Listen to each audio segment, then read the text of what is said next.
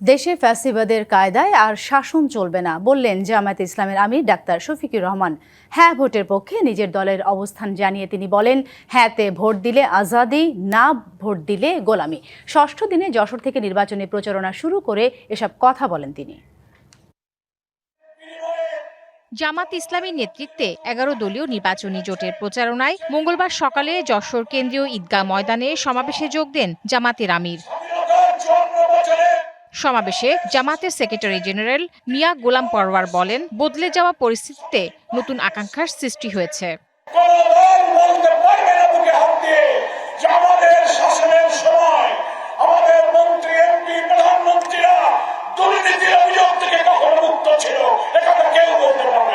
জামাত সরকার গঠন করলে যশোরকে সিটি কর্পোরেশনে রূপান্তর করা হবে আশ্বাস দেন জামাত আমির। অভিযোগ করেন, 5ই আগস্টের পর একটি দল মামলা বাণিজ্যে মেতে উঠেছে। গণভোটে হ্যাঁ মানেই হচ্ছে আজাদি, গণভোটে না তার মানে হচ্ছে গোলামি। এই গণভোট হলে দলীয় চাঁদাবাজির রমরমা ব্যবসা চলবে না। এই জন্য কেউ গণভোটে সন্তুষ্ট না। পরে সাতক্ষীরার সরকারি বালক উচ্চ বিদ্যালয় মাঠে জনসমাবেশে কথা বলেন জামাত প্রধান। দুইটা দুষ্ট চক্রের কারণে দ্রব্যমূল্যের এই অবস্থা।